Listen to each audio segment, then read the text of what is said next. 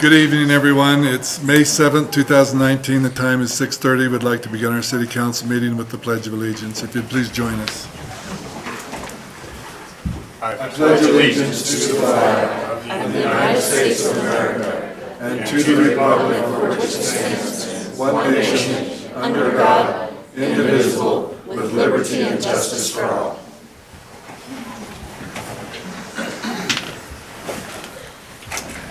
Thank you. I'd ask the city clerk if she'd do roll call. Harrington, absent. McKinney? Here. O'Doherty? Here. Pierce? Here. Schuster? Here. Stalder? Here. Weaver? Absent. Gabriel? Here. Shumway? Here. That's 7 present and 2 absent, Your Honor. Okay. This time we'd like to turn it over to the Vice Mayor, Councilor, Vice Mayor Gabriel, to give us the changes to the agenda and setting the agenda. Thank you, Mayor. I would move that the agenda be set as submitted.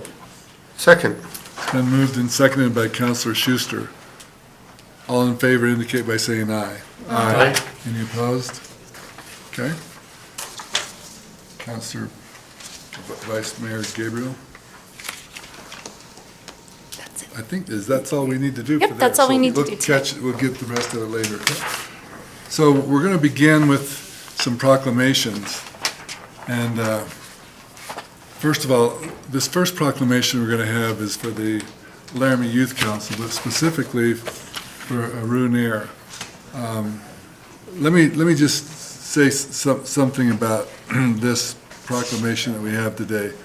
Aru is home studying for a test. Now, does that tell you a lot about, the character of this person? But this also is to recognize the entire Laramie Youth Council. This has been just a banner year for the Laramie Youth Council. They have accomplished so much, and they have been so active in getting a lot done. But we thought because Aru has been recognized several times, it's time for us to not only recognize the Laramie Youth Council, but also to recognize her specifically for her accomplishments. Now, we have several people here, and I'm just going to have you come forward after this is over. We're going to present this to, I think, Sarah, and then she'll get this to you. But I'm going to have, after we read this, I'm going to have anyone from the Laramie Youth Council and also anyone that's been working with them to come forward. But specifically, Caitlin, Katie, Lina, Carlos, Will, and Reagan. But let me read this proclamation now, and then we'll invite you up for a picture and recognition.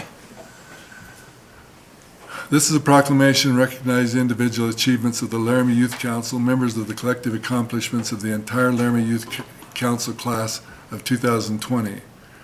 Whereas the Laramie Youth Council is dedicated to strengthening our community through youth involvement in public policy and community service, and whereas many Laramie Youth Council members have made notable achievements in this academic year, and whereas Aru Nair, a Laramie High School junior and second-term Laramie Youth Council member, has received several national awards and recognitions for documentaries she has produced, including but not limited to a second prize High School West winners from C-SPAN for Out of Many, One, and Out of One, Many.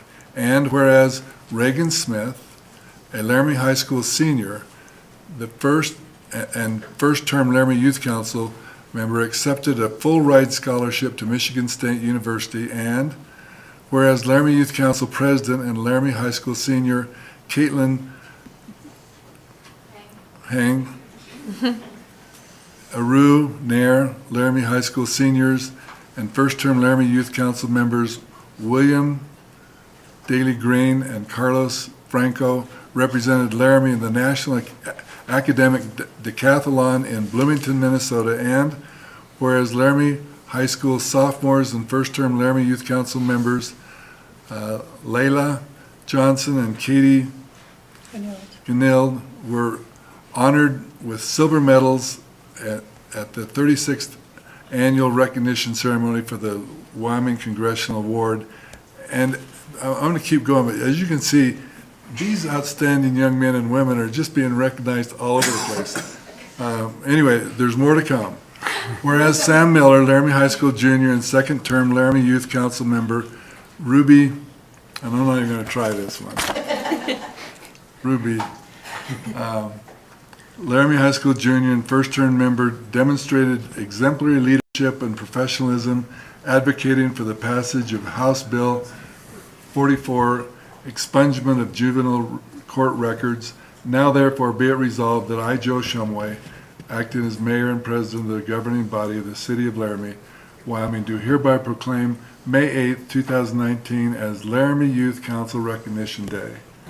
And encourage residents to recognize the members of the Laramie Youth Council for their individual accomplishments and collective achievements. This is signed by the mayor, Joe Shumway.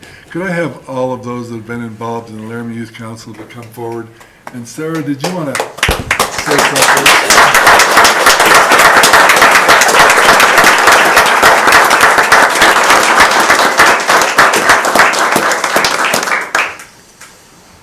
Did you want to say something other than what's in the proclamation, Sarah? Wow, and I'm humbled. This is a truly remarkable group of kids that give me tremendous pride and inspiration. So, thank you. All right. Now you gotta come around this way so we get a picture with you guys in it. Sarah, I'm going to give you the proclamation, and then if you'll all just come up here, we're going to get pictures of you. And then, by the way, we'll meet you all again tomorrow at the high school. Where we recognize Thank you very much. Laramie's council members again.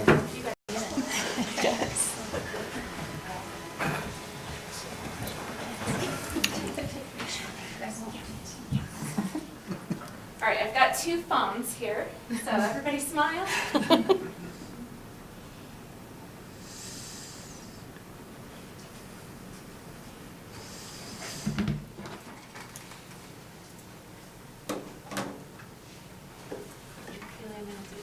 Okay, thanks. All right, thank you, everyone. Thank you. Sam, you were supposed to come up.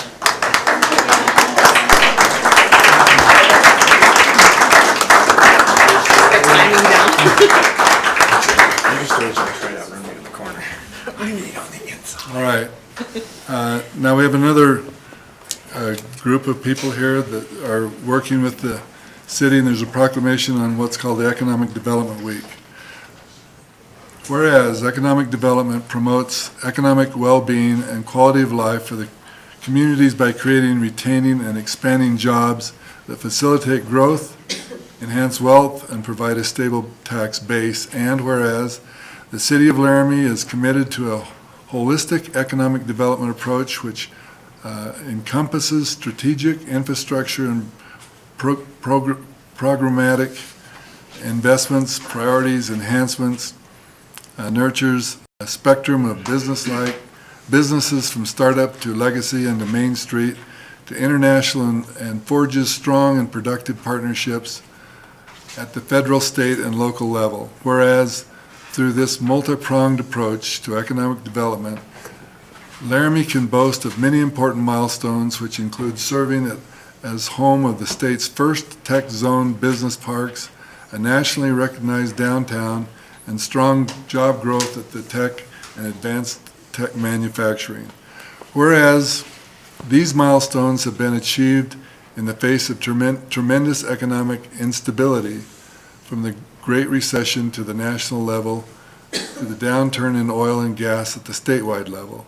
Whereas recognizing the need to build existing momentum to overcome barriers to success, Laramie is pursuing an economic development plan which seeks to engage diverse partners, leverage on-campus resources for off-campus prosperity, and reinforce local strengths and strategizes to overcome barriers.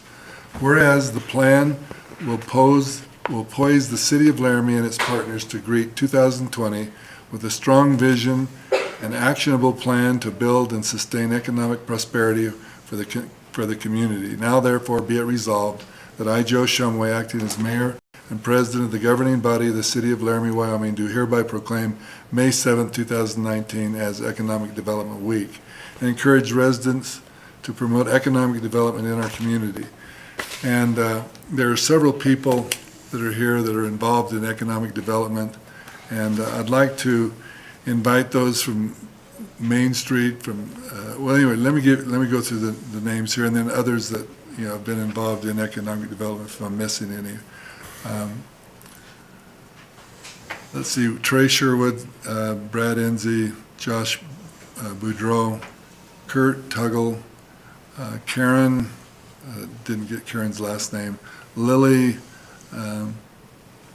Enzi, and also Brooke Seymour. And anyone else that's involved in this, we want you to come forward, anyone that's involved in the economic development. We're going to get a picture of you, and then I'll present this to, who am I presenting this to? That one we're presenting to Sarah. Sarah Gorin, okay. Or Sarah Reese. I was gonna say, we really shouldn't have that list and not have Sarah on the list too. Absolutely. Like, she's gotta come up and get her picture taken. Sarah's running the show for the city. Development as well. Sarah, did you want to make some comment? And we'll get your group to come up. Mayor, I wanted to thank you for that proclamation and especially thank our partners. I don't know where we would be without our strong partnership with the Laramie Chamber of Business Alliance and the Laramie Main Street Alliance. We truly have a dream team. Thank you. Come on up here, we're going to get a picture. Sarah? Present this to you.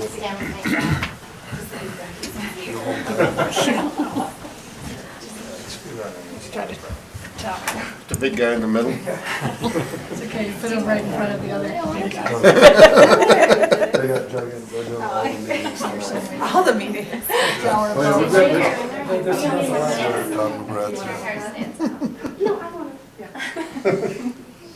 All right, everyone ready?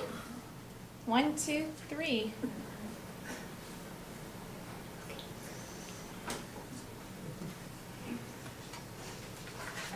You don't know which camera to look at.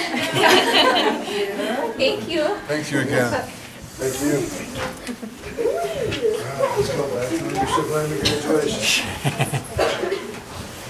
We'll get another routine. You jump down also. You turn All right, we have one more proclamation today. This is a proclamation regarding Laramie Kids to Parks Day. Whereas May 18th, 2019 is the 9th Kids to Parks Day organized and launched by the National Park Trust, held annually on the third Saturday of May, and whereas Kids to Parks Day empowers kids and encourages families to get outdoors and visit America's parks, public lands, and waters, and whereas it is important to introduce a new generation to our nation's parks, and whereas we should encourage children to lead a more active lifestyle to combat the issues of childhood obesity, diabetes, hypertension, and hypercholesterol. And whereas Kids to Parks Day is open to all children and adults across the country to encourage a large and diverse group of participants, and whereas Kids to Parks Day will broaden children's appreciation for nature and outdoors, and now therefore be it resolved that I, Joe Shumway, acting as mayor and president of the governing body of the city of Laramie, Wyoming, do hereby proclaim May 18, 2019 as Laramie Kids to Parks Day, and urge the residents of Laramie on this day to make time to take their children and take the children in their lives to a neighborhood, state, or national park. In witness whereof, I have hereby set my hand and caused the official seal of the city to be affixed on the 7th day of May, 2019, signed by the mayor. And we have our Assistant City Manager, Todd Fieser. Honorable Mayor, I wanted to thank you for proclaiming that day as National Kids to Parks Day. It's important from my Parks Division to my Recreation Division, Facilities Division, everybody, that the diversity of what we have in Laramie with the parks, even if you enjoy the Jacoby Ridge Rural Trail or you go to Undine Park, Washington Park, Kiwanis, Imperial Heights Park just got a new playground this year. Like I like to tell people, if you're having a bad day, go sit on a swing and see how bad your day really is, because it'll make you smile when you're done. So I encourage everybody, kids and adults, to get out to our parks and enjoy them, and especially on May 19th. All right. Thank you. Thank you, Todd. And if you'll receive this.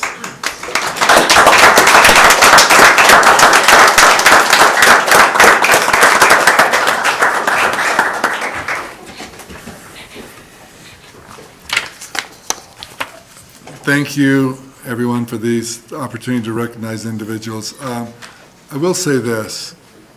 Many people come up to me and often and say, a lot about our great city from the youth, which is exemplified by our Laramie Youth Council, also the exciting environment that we have where we grow economically when other parts of the state are not. But also, when we go to our parks, this is a place that the parks are always beautiful, well-maintained, and I think it's something we'd be very, very proud of. So this is Laramie's not number 22 out of 30,000 cities across the nation, by accident. We have earned the right to be number 22 in the nation. So that's a great compliment to our community and to all of you. Now we're going to go to the next item, which is presentations. I'd ask Leah Brown, Chief Operating Officer, to make the presentations. Yes, Mayor. Natalie Flood could not attend tonight. She is the Wyoming Community Gas, over Wyoming Community Gas Program. The city is a member of this program, and because the council has resolved to be part of the program, there's benefits to the community, and that anyone who has signed up for the Wyoming Community Gas portion on their bill, a portion of those proceeds go back to the city, who then can elect to give to nonprofits for this program. This year, the amount of money that was received by the community gas was over $20,500. The council elected to donate the money to 3 organizations. We've done these organizations, and Interfaith and Soup Kitchen and the Laramie Downtown Clinic. So we're here just to give them their checks and let them talk about their organizations. So the first one would be Pete at Downtown Clinic.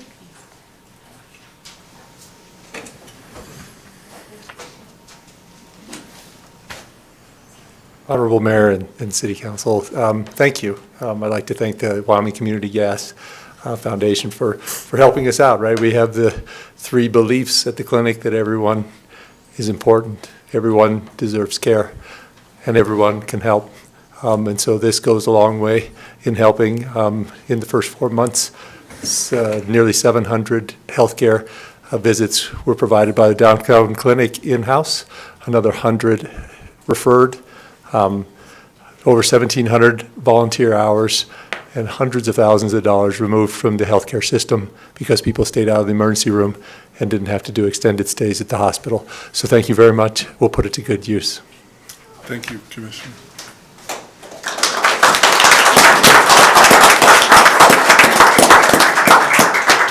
The second donation is to Interfaith, and Mike, the Executive Director.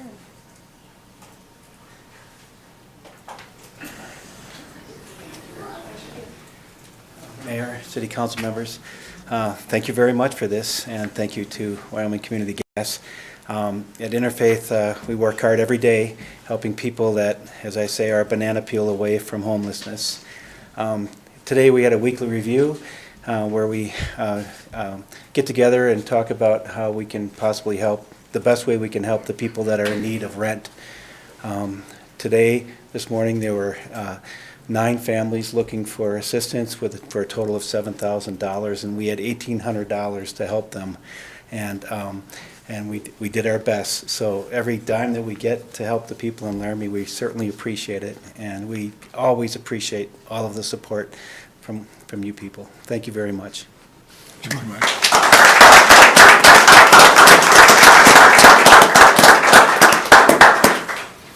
The third organization is the Soup Kitchen, and Ted could not make it, and he said Johanna, the board member, may be here? You're close, it's Joanna.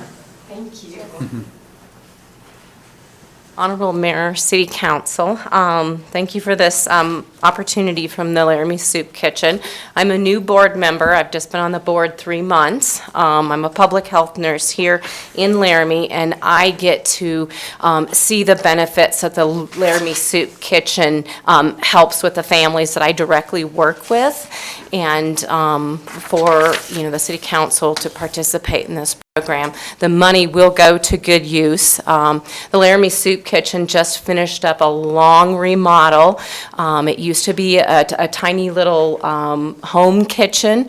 In the last year, they've put in a wonderful commercial stove, a covered handicapped walkway. They've painted the inside, and they've made it a really warm and welcoming place for the people in our community that have food insecurity to come and be able to get a meal, to be able to sit down and have a community relationship with each other, and then with the people at the soup kitchen. So thank you. Thank you.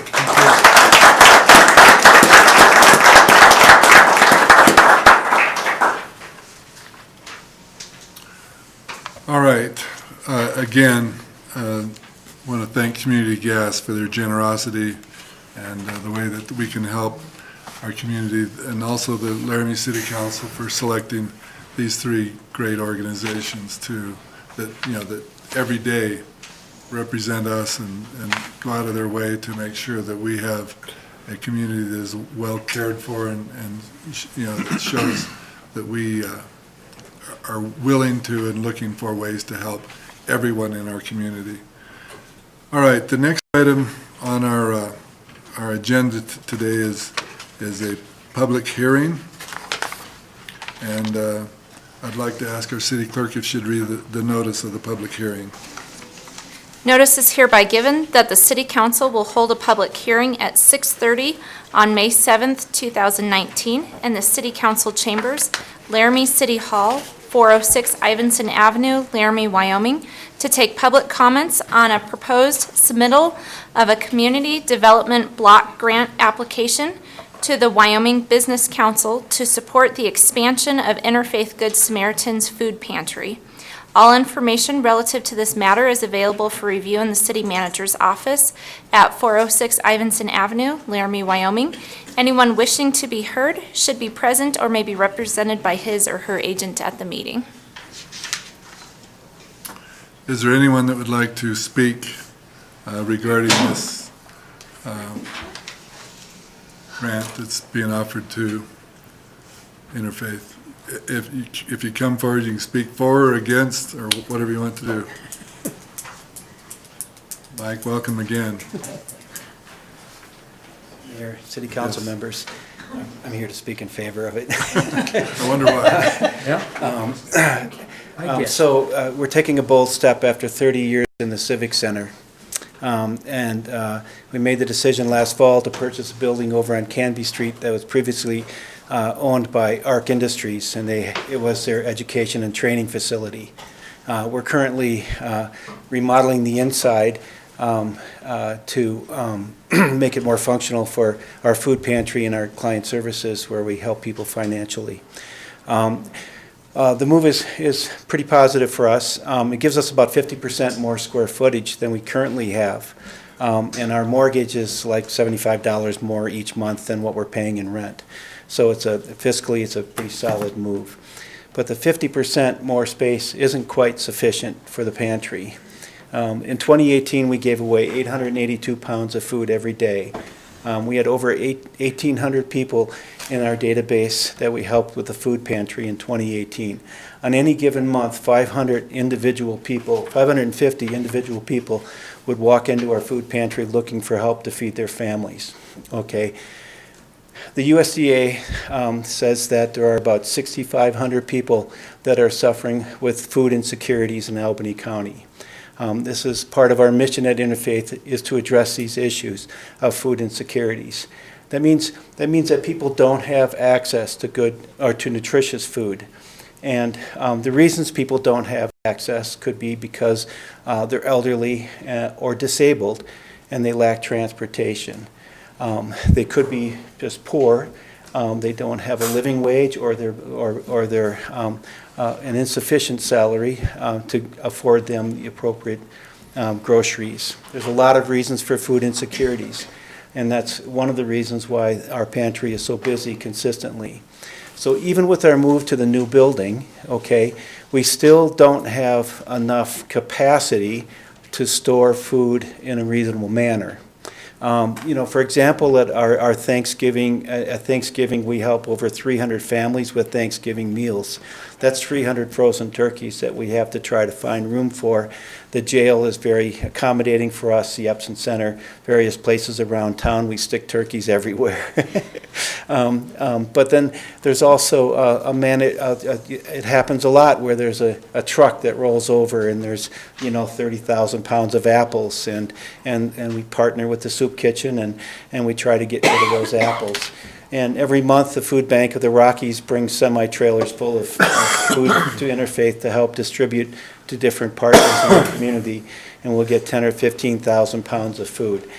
Dealing with all of that kind of volume, which is kind of necessary to move forward, is the reason we want to do this expansion. This is the reason we want to add on to the building. And we want to, and it's definitely within our intention, to collaborate with our partners like the Soup Kitchen, the Feeding Laramie Valley, Epson Center. If there's an agency that is involved with getting food to the people, like the backpack program with the school district, we are partnering with them. And right now, when you think about the volumes of food that needs to come into our community to help people that are experiencing food insecurity, there is really no capacity for storing that food. And so that's one of the reasons, that is the reason Interfaith is moving forward with trying to secure this grant and to add on to our new building. Mike, could you state your name for the record? Mike Vercauteren, Executive Director. Okay, thank you. Thank you, Mike. Is there anyone else who would like to speak at this public hearing regarding this item, either in favor of, and it will come up obviously later on in the agenda, but anyone that wants to speak regarding this before we get to it on the regular agenda? All right, seeing none, we'll close this public hearing and we'll move to the announcements. I believe that's next up. Do we have any announcements from the city? Mayor and council, we have 2 staff announcements, starting with planning and code enforcement. Mayor and council, I just wanted to take a brief moment to recognize the city of Laramie, its citizens, for its extreme efforts in the community cleanup day. We had awesome weather, and so usually that leads to success. I want to first off thank many of you who I know participated in setting up tables, registration, running different groups and people out for cleanup. Also to city staff who also participated. There's quite a few staff members, not only who run trash trucks picking up, running the organization, of the people coming through that want food at lunchtime and setting up registration, and then all the coordination that happens beforehand. Specifically, I want to thank Brian Forrester for all the work he puts in. Kind of in January, we start planning, and when I say we, Brian does so much work on this that it makes it a success when it comes to May, when May rolls around. And so this year we estimated we had about 350 people helping clean up. We had over 172 people come to lunch. On that Saturday, we had, city staff picking up trash bags that were being set off to the side by all the numerous groups. And so with that, I just think it's just an awesome opportunity just to get up and just kind of pat ourselves all on the back for that, because it does make our community look really nice after a long winter always. And so with that, if you have any questions or concerns about the cleanup, please contact my office. Also, for some reason you see a trash bag laying out still, it's possible we could have missed them. Get our office a call so we can get out there and finish picking up anything that we might have missed. So that's it. Thank you, Derek. And solid waste division, Mayor.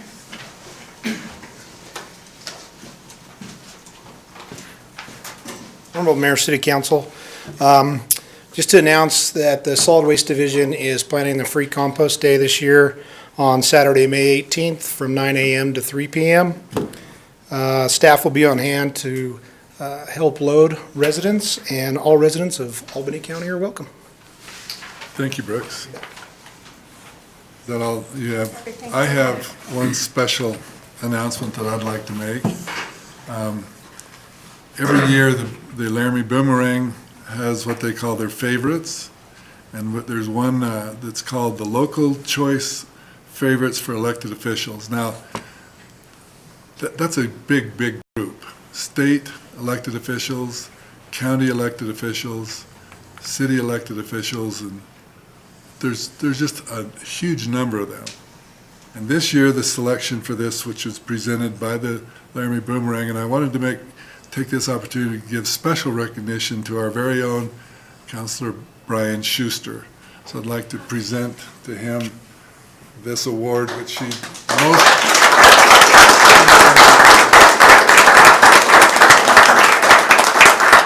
Quite an honor. Thank you. All right.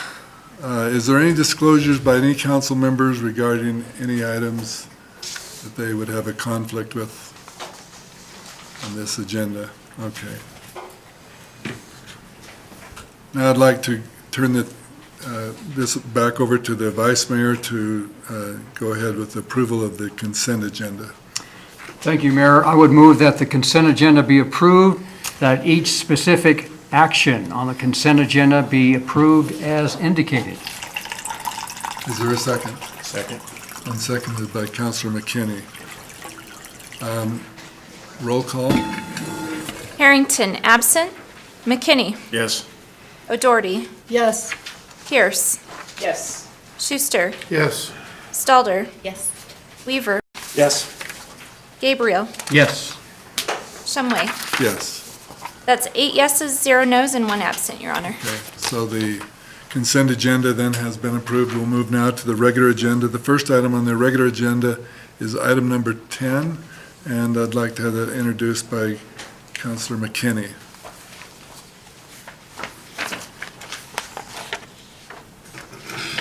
I move to approve Resolution 2019-40, authorizing the submission of community development block grant application to the Wyoming Business Council in an amount not to exceed $500,000 to support Interfaith Good Samaritan Food Pantry Expansion Project, and authorize the mayor and city clerk to sign. Second. It's been moved and seconded by Councilor Schuster. Yes, Sarah. Yes, Honorable Mayor, Council, during the public hearing, Mike Fokodran gave a really good overview of what they hope to do with this grant and how they came to a point that they needed this funding. I'm going to walk you through the Community Development Block Grant Program because some of you are new and we frankly haven't done one of these projects since I think about 2004. Community Development Block Grants originate at the federal level from Housing and Urban Development and then are granted to the Wyoming Business Council, who then makes sub-awards to city, towns, counties, and tribes with populations of under 50,000. So that's all of us but Cheyenne and Caspere.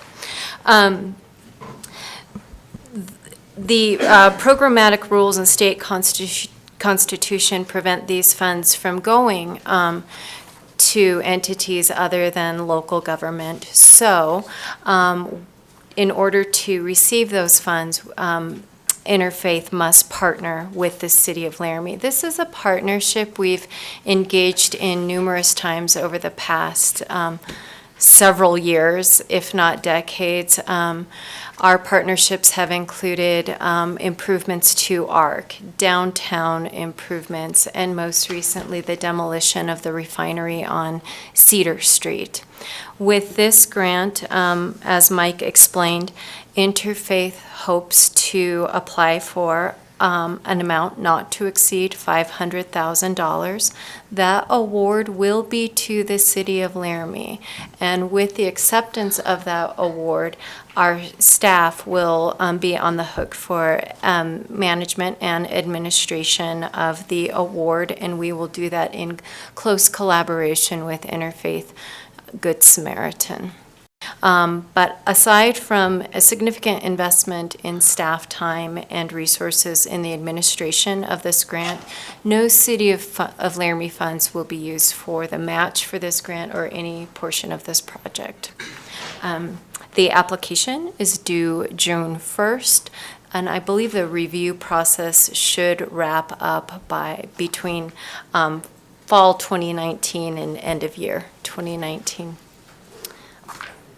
If you have any questions, I'd be happy to answer them, and I know Mike and his team are still here, and they would be happy to answer questions as well. Let's start with the city council. Any questions from anyone on the city council regarding this grant? Thank you, Sarah. Sure, thank you.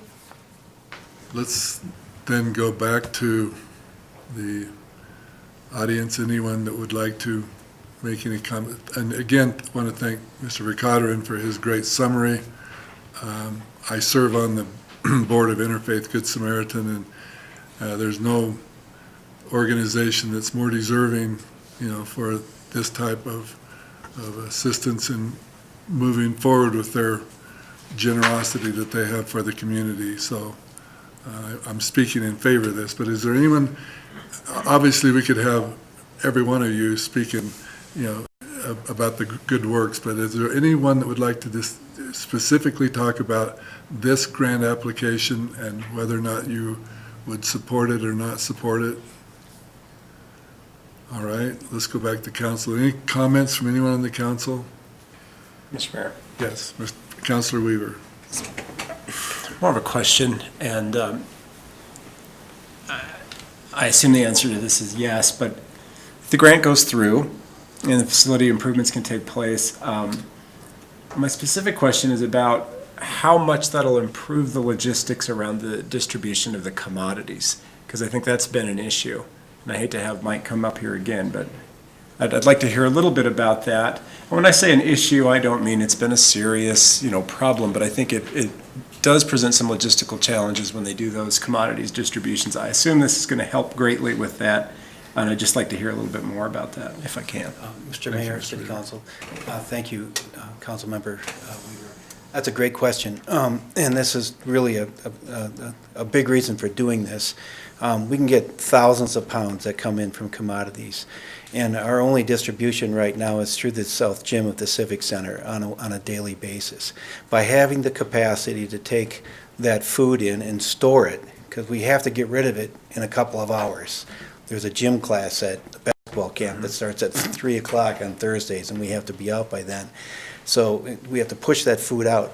This will give us the capacity to give it to people when they're able to come and get it, or we're able to give it to them, and we can. Yeah, it's a big help for commodities.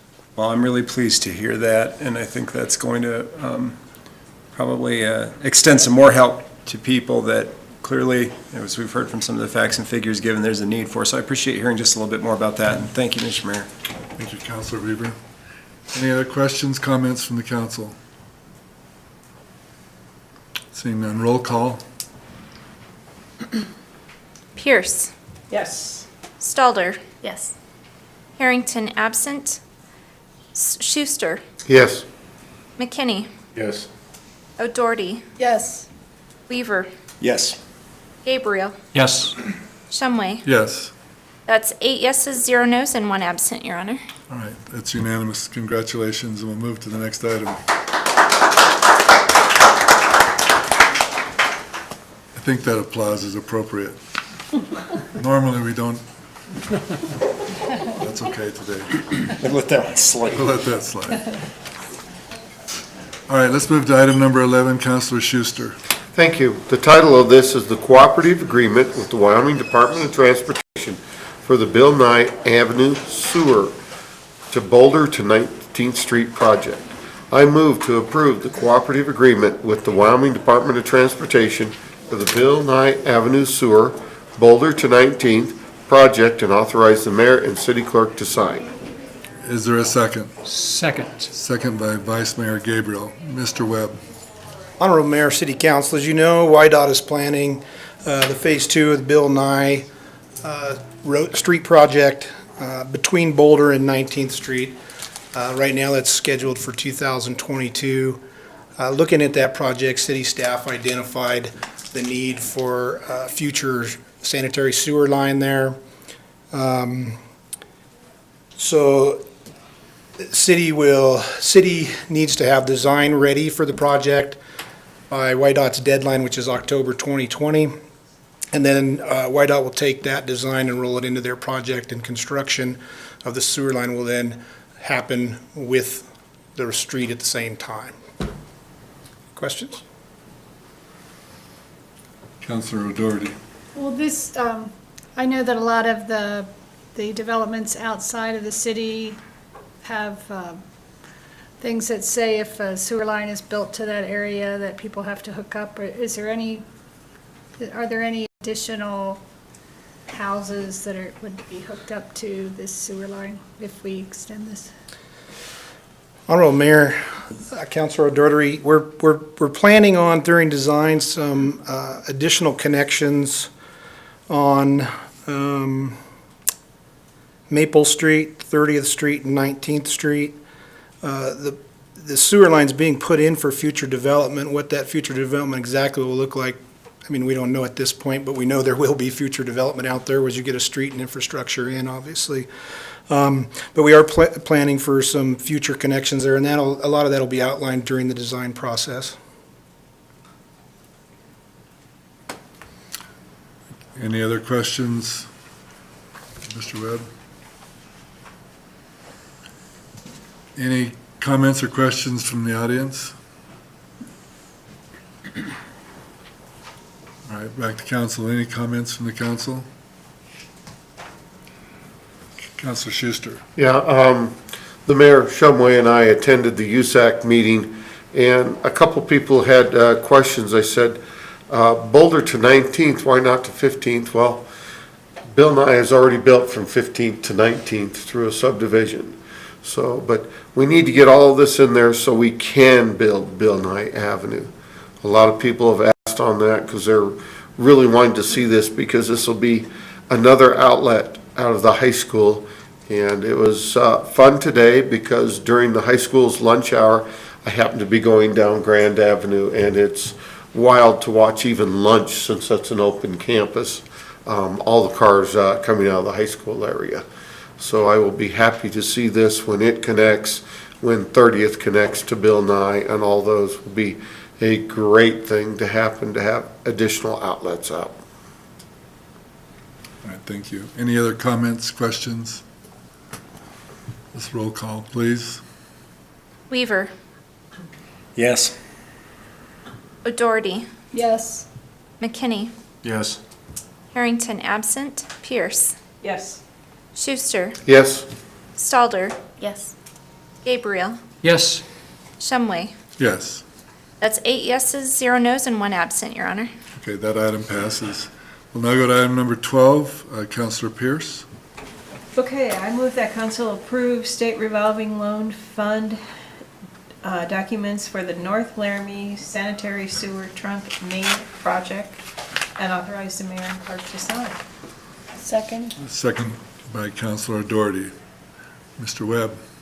Honorable Mayor, City Council, the North Laramie Sewer Main Project involves installation of a sewer main from 30th Avenue and Asphalt Lane down to the main lift station at PFE Road down by the river.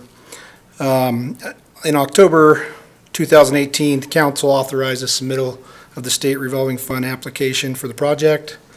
The application was approved at the State Land Investment Board meeting on February 7th. The loan is for $2.5 million with 25% principal forgiveness.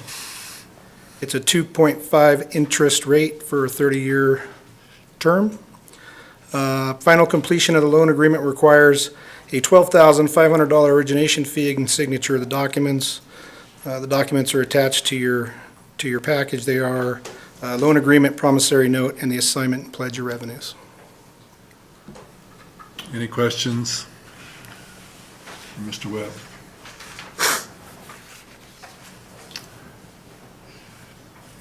Any questions or comments from the audience? Any comments or anything further from the council? Roll call. O'Doherty. Yes. Weaver. Yes. Schuster. Yes. McKinney. Yes. Harrington absent. Pierce. Yes. Stalder. Yes. Gabriel, Yes. Shumway. Yes.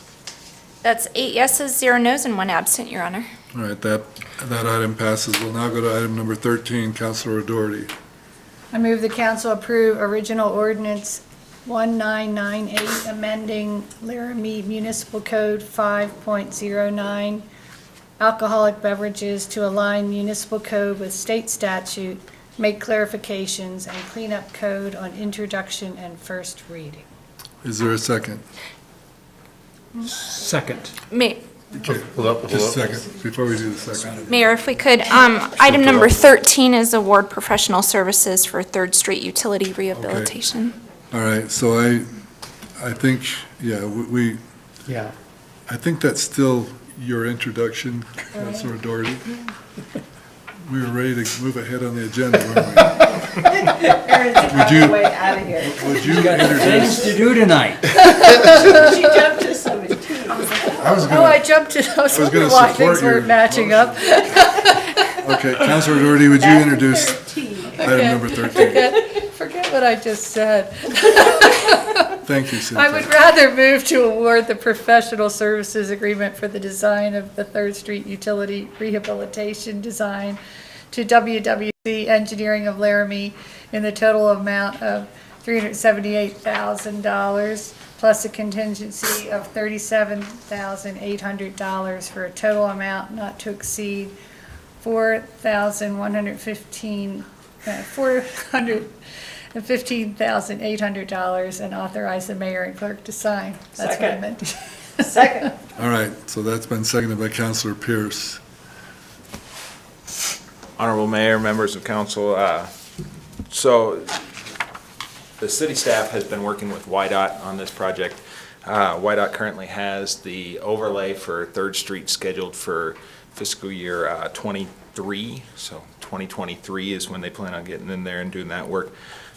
Knowing the work that they plan to achieve with their project of milling the roadway and installing medians and various upgrades in that area, staff has worked with our utilities department to determine the areas of need for our utilities prior to them overlaying on top of them. So in March, we received proposals from 5 very good engineering firms in the area that we ended up processing through to down to WWC Engineering. And with WWC, staff will work on coming up with a design and a phasing plan to get as much work done as we can prior to the installation of any kind of asphalt or improvements on this roadway. So. Okay, any questions? Thank you. Any questions or comments from the audience? Council, one more chance before we go to the vote. All right, roll call, please. Stalder. Yes. Schuster. Yes. Harrington absent. McKinney. Yes. Weaver. Yes. Pierce. Yes. O'Doherty. Yes. Gabriel. Yes. Shumway. Yes. That's 8 yeses, 0 nos, and 1 absent, Your Honor. All right, that item passes. Now item number 14, Councilor Schuster. Thank you. The title of this is LVC Subdivision Preliminary Plat. I move to approve the LVC Subdivision Preliminary Plat based on findings of fact and conclusions of law and subject to all Planning Commission's recommended conditions and authorize the mayor and clerk to sign. Second. Okay, just second by Councilor Pierce. If you'd introduce this to us, please. Thank you. Mayor, Council, good to see everybody again. It's been a little bit. Yeah, so I am presenting PP 1804 LVC Subdivision Preliminary Plat. The background to this. The area proposed for subdivision was previously platted as Imperial Heights 4th Edition. The applicant has submitted a preliminary plat which will ultimately reconfigure the 2 existing lots into 2 new lots. Basically, the 2 previous ones were one extremely large lot on the property and one in the northeast corner that basically was undevelopable. But yeah, and so There were some easements with the original preliminary plat coming from Quarter Horse Drive in the northeast of the property all the way to Grand Avenue, as well as a parallel road going along Grand Avenue. Basically, this would put a ingress egress area at Sherman Hills Road, very close to Grand Ave, kind of just unsafe more than anything. The surrounding land use is commercial, rural, residential for county zoning to the north, R2 to the east, B1 to the south, and B2 to the west. The subject property is B1. And so currently there is a church on the site, LVC, Laramie Valley Chapel. So it fits within the zoning and the use category. Yeah. Under the comprehensive plan for future land use, the area is institutional and suburban commercial. So again, the current use fits well within the future land use.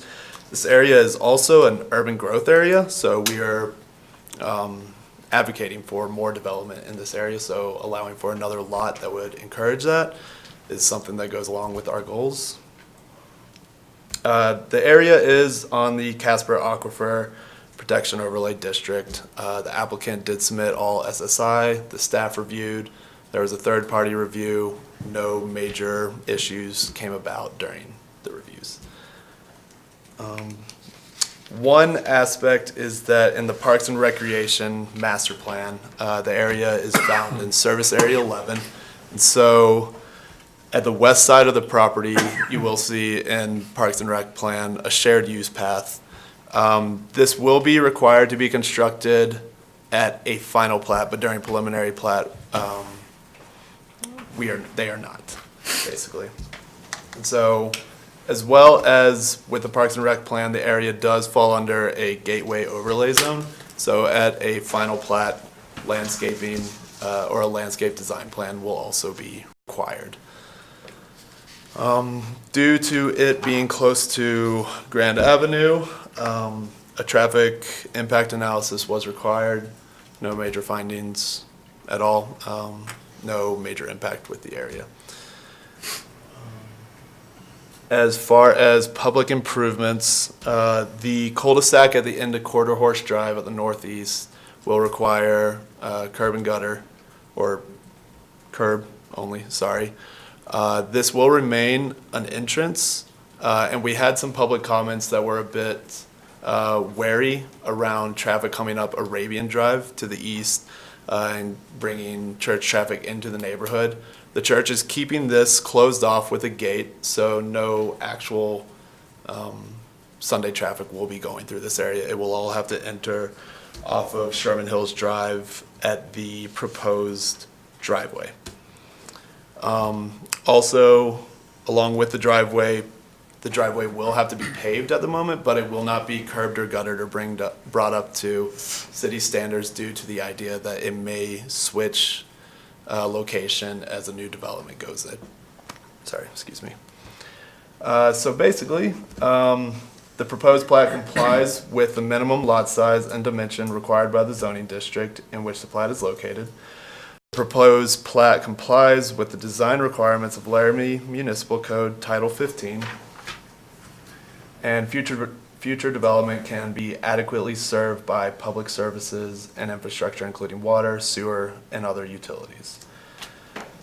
We move to recommend that the City Council approve the LVC subdivision preliminary plat based on findings of fact and conclusions of law and subject to staff's recommended conditions.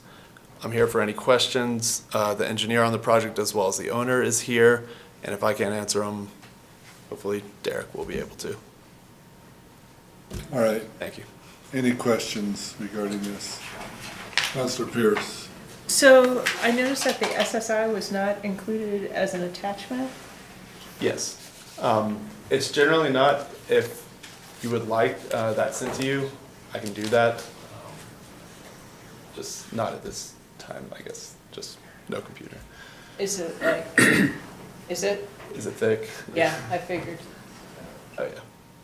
Mayor and council, I mean, typically we don't attach the site-specific investigation. What we do is we try to provide in the staff report, if it's a investigation that doesn't have any major issues, and then our peer review corresponds with that, we provide you usually a summary. In the past, the only times you typically see that full investigation report would be as if the investigation has concerning items within it that you need to consider. And two, if our peer review maybe agrees or does not or disagrees with what was found in that report. And in this case, it was pretty straightforward, and we agreed with the findings with no major issues noted with the proposed development. So it is to save a stack that's not quite an inch, but probably 40 Thank you. pages-ish, 50 pages, yeah. Thank you. I have a couple more questions. Can I Go keep ahead, going? Councilor So, can you just repeat what you said about the gate? The gate at The gate? at the cul-de-sac. Yeah. Yes, so currently there is an entrance there. It goes into their parking lot at the north of the property. It currently is temporarily blocked. It is blocked off temporarily by orange traffic cones, and so they will put a more permanent structure there that is the gate. So they actually, in the past, the neighborhood was affected pretty heavily by LVC traffic. LVC remediated that issue, blocked off the entrance, and they currently have a gravel driveway where the new proposed paved one is. But Okay, does so that answer? Yeah. So is the gate for emergency vehicles? It can be for emergency. It can be for staff possibly if they want to run in the back. There is no exact use that I'm aware of. Is there anything? No, it was existing and the fire department wanted 2 ways in and 2 ways in and out. So that it would continue to be existing, it would not be one. Okay. And then my third question has to do with, can you repeat for me what you said about the curb and gutter? You said, I can't remember what you said. You either said no curb or what are the other? Right. Okay. And so for the cul-de-sac as well. Right. And I believe it's only curbs. There's curb there with a sidewalk. There's curb there with a sidewalk. Sorry. Okay, thank you. That's it. Councilor Gabriel, I'm sorry, Vice Mayor Gabriel. Thank you, Mayor. Just curious about the Parks and Rec Master Plan shared use path is required, when you talked about that. And it says the applicant has requested that construction of the pathway be delayed and not constructed with the final plating process. When a final plat is submitted, staff will consider the request at this time. Can you Right. kind of take me through that process? I can, yes. And so at this preliminary plat, just due to the fact that there is no construction, no new development at that area, a sidewalk is not required. But as soon as final plat happens, basically the delayed improvement means that they can request at that time that they still don't have to construct it, but that decision will come to council, our staff, everybody. But at time of preliminary plat, we didn't see that it was necessary at this time. Okay, thank you. Any other questions? All right, any questions or comments from the public?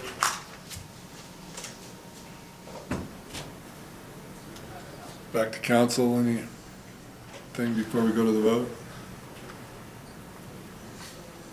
Let's do roll call.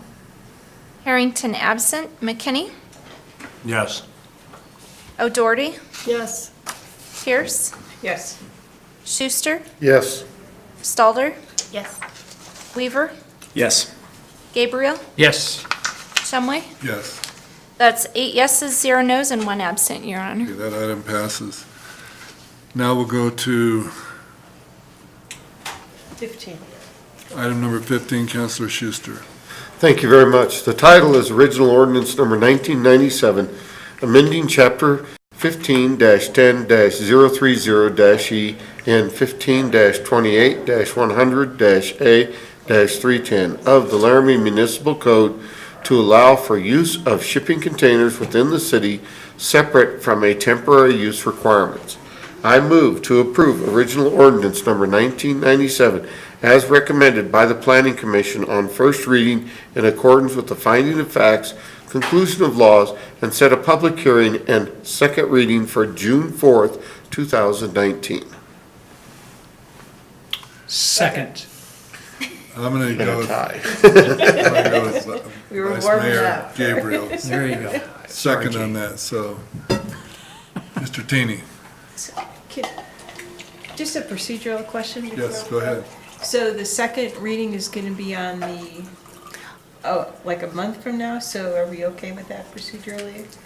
The reason for the delay was staff would not be available for Okay. questions on the next regular meeting, so we've delayed it one additional meeting For second reading? for second reading. And public hearing? And public hearing, yeah. Okay. That way they're here to answer your questions. Yeah, so in terms of Robert's Rules of Order? Normally it would go to the next meeting, but if we set a specific date, then we move it to that specific date. So that's what we've done with Thank you. this motion. Mr. Teeny, Chair, Mayor and Chair and Wrong meeting. Council, everyone. So yeah, on that, as the clerk noted, staff won't be available to come to the meeting and present and discuss. So if anything comes up that's of importance, we wouldn't be able to help you.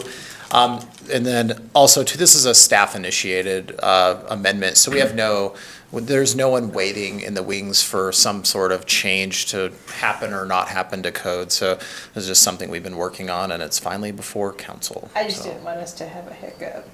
Understood. So what we have here before you is a change that would modify code to allow for shipping containers to be utilized within the city. Currently, under code, shipping containers are not allowed. There's the only way you're allowed to have a shipping container is through the temporary use process. Through the temporary use process, any property can request for the shipping container to be placed on their property for 3 months. They then can ask for a 3-month extension, which means in 6 months, the shipping container must leave and it can never come back to the location or site again. What we found is that's fairly burdensome and not very customary when you take a look at how cities deal and address shipping containers. When you look really big picture, shipping containers are used typically in a lot of commercial and industrial areas as a flex space.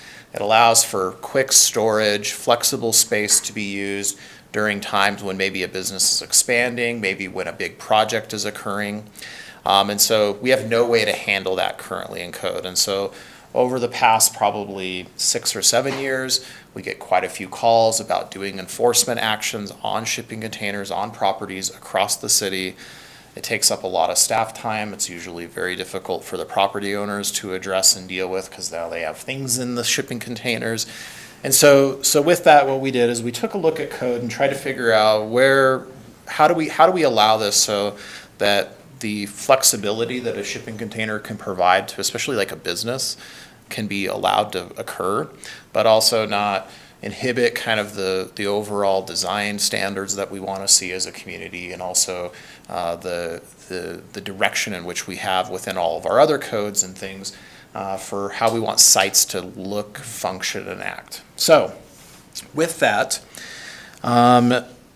what I would suggest is if you kind of take a look, we've provided the actual recommended changes that we have. But what I'm going to do is I'm going to go through kind of a summary of the changes that we're going to see.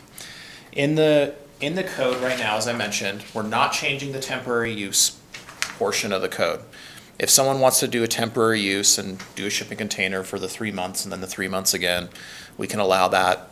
We're not modifying that. That's still a very good practice. It's still functional. We have people that use it properly. That's what we want. Also note, this doesn't affect anything related to shipping containers as construction trailers. Anytime someone has a building permit and they're going through our building permit process and they're getting inspections and things, contractors use shipping containers for storage of materials, equipment, as offices. All that is allowed through that section of our code, completely separate. It's in our building, so that's not an issue as well. This just addresses shipping containers as physically on site and remaining on site. And so what we've done is we've defined shipping containers. Shipping containers are given a definition so that we can actually identify those. As I noted, shipping containers are being prohibited from being used as dwellings, sleeping quarters, permanently occupied structures, unless they are converted under our building codes into a structure. Once that's done, they're no longer shipping containers, they're structures. So we want to be clear that in the city of Laramie, you could make a shipping container home, you could make a shipping container commercial building, as long as it meets our code requirements, just as any other structure would be required to do. What we do note is that throughout this, we note shipping containers are prohibited. Just remember, shipping containers are prohibited because they're not a structure yet. So if they're converted into a structure, under our building code, they would be allowed. Secondly, in residential zoning districts, so the RR zoning district, the LR zoning district, the R1, R2, R2M, and R3 zoning districts, shipping containers are prohibited. Furthermore, shipping containers are prohibited in the NB zone. So that's the neighborhood business. We only have a few of those small areas. And the O zone, which is like a holding zone, and then the downtown commercial zoning district. The only time shipping containers are allowed in those zoning districts is when they're allowed to have one if they're a non-residential use. So these are things like schools, office buildings in residential zones, for instance, and a few other kind of uses that are allowed to mix between that residential and commercial uses. However, the one shipping container must be submitted with part of the site plan process, so that's the process that staff reviews. It must be screened from view from all neighboring properties and rights of way, and it must have all proper building permits and engineered foundations for establishment on the site. That then allows that shipping container to remain there, basically as a permanent site amenity, but it's approved through the site process, and like I said, screened from view from property and rights of way. Our planning commission gave a lot of consideration to also allowing shipping containers as accessory structures. Ultimately, staff recommended not bringing that forward. It is not being proposed in the language you have here today. We felt that it was going to require too many modifications and allowed for a lot of changes that we weren't sure we could quite anticipate for people using shipping containers essentially as your garden shed. And so that's not found in here. Also, too, it brought in a whole nother layer of review because most people that bring in sheds or what we call them accessory buildings into residential properties, they're smaller than 200 square feet. Buildings that are smaller than 200 square feet do not require any type of building permits. And so our review time or our ability to even review those would be very limited. And we kind of anticipated just more problems versus not. And so we have not proposed that. As we start kind of ratcheting up into the intensity levels, so for the B1 zoning district, the B2, the C2, the LM, and the TO zoning districts, we would allow for up to 3 shipping containers on the site. The shipping containers would have to be, once again, approved in conjunction with the site plan, so it has to be integrated into the overall site. And I'm going to point out there's a reason for that. Remember, shipping containers are fairly mobile, and when they are mobile, they could do things like block fire hydrants, block fire access ways, block main driveways into a site that may need to remain open based upon a site. And so there's a component of review that's there for just life safety, let alone all of our other design standards. In those zoning districts, it is required to be screened from view from neighboring properties and rights of way. So these are our zoning districts that you would see along, for instance, Grand Avenue, 3rd Street. They're pretty visible areas, but if they're properly screened from view, we think that we could allow these. Also, too, These become very permanent structures. They're being put on foundations to make sure they're secure and they don't get blown away and things. In the next level, so kind of going up further, so this is some of our more intense zoning districts, we have two ways to look at it. So in our industrial park zoning, our I-1, our I-2, our ag zoning, and then our aviation zoning districts, which is our AV and AE districts. You kind of have two options. You can have 5 containers on the site, has to go through that site plan process, has to be screened from view from neighboring properties, and has to be engineered, has to be put on a foundation. The other thing is in these zoning districts is where you're allowed to have storage yards. So these are the yards in which you have screening fences, often they're gravel in the back, and they're allowed for mobile storage. Think pipes, wood, equipment. This allows for that flexibility of space, as you know, like for instance, a contractor's yard would likely have one of these yards. In this area, as part of the development, you'd be allowed to have 5 containers that remain mobile. In this area, we know storage is going to occur. We can allow equipment, and pipes, and all sorts of things. And we kind of believe that if you're going to allow that, why not allow for containers to be moved around to allow for flexible storage space or use? And so through that, that kind of outlines where we would allow them, under what parameters. We did take a look, building codes play a large role in this when they become structures. Anyone that wants to be in these beyond storage has to follow building codes. They can't be used as flex office space, for instance, and be mobile still. They are going to have to go through the proper code process because they are no different than bringing in a stick structure or a prefab structure from onto site, which we would not allow currently within the city. Of note as well, what we find is that through a lot of this review, most communities have something similar to this. They definitely vary on the number of containers they allow within zoning districts, where they allow them. That's fairly varied is what we found. But what we do find is, generally speaking, in our plans, we don't address shipping containers. We don't talk about it. Generally, though, we do talk a little bit about that economic development aspect of our community. And shipping containers do play a role in that flex space and that ability to provide some sort of flexibility without having to physically construct a building.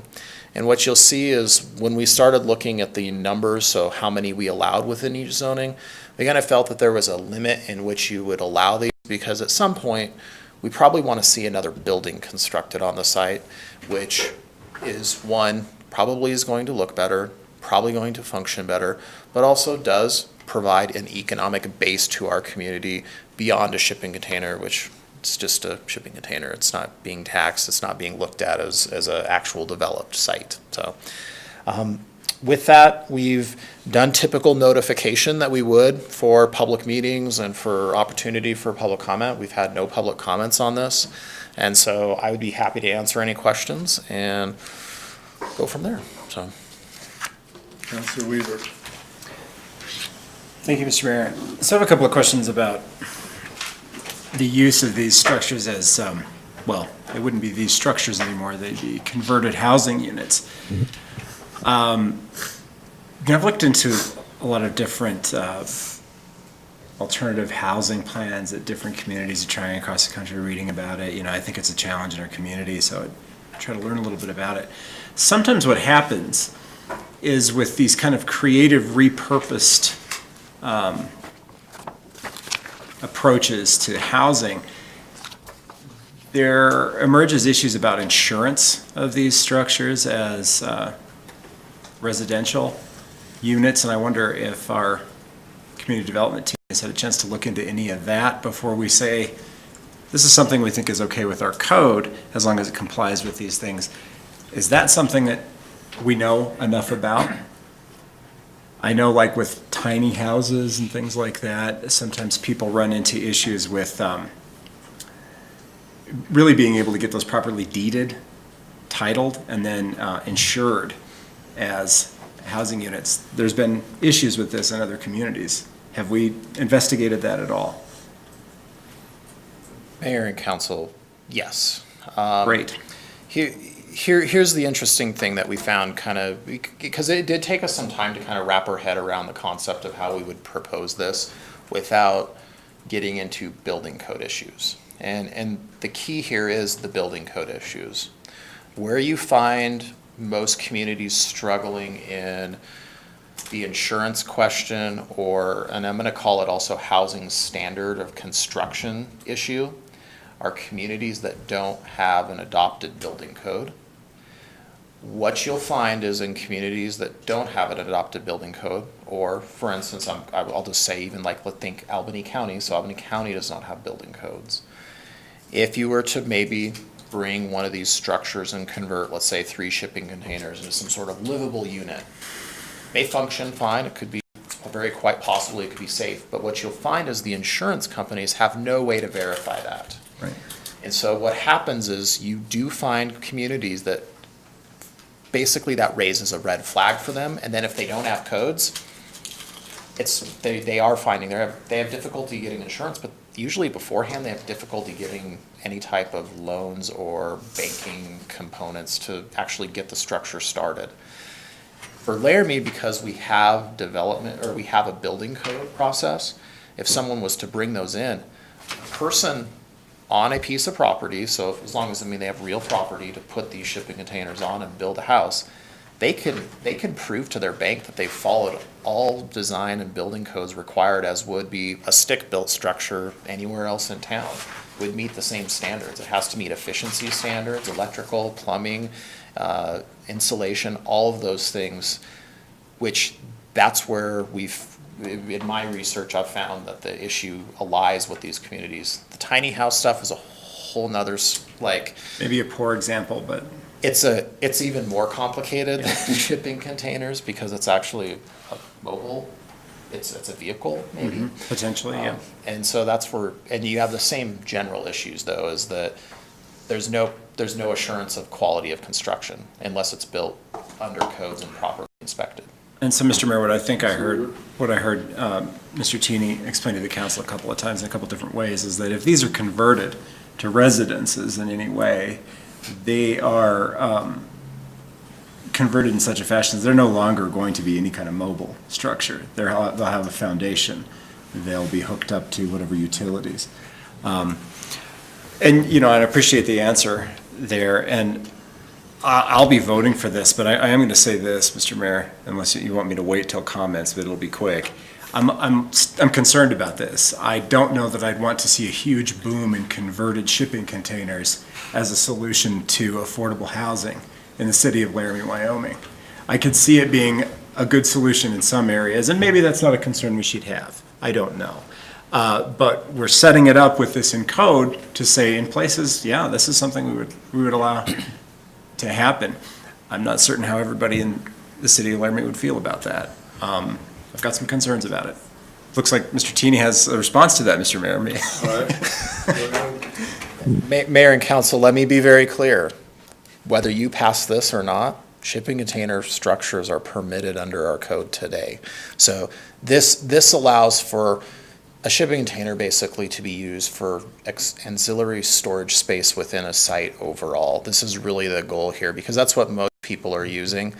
Secondly, to the point you're making, what I've found through research is that construction of a shipping container home under or commercial space or industrial project, there's all sorts of things people do with those, is actually fairly expensive and actually not necessarily as cheap as just physically purchasing a steel building and making something. So I think understand the concern, but I would say also it's going to take some wherewithal for somebody that really wants one of these to actually do it. Councilor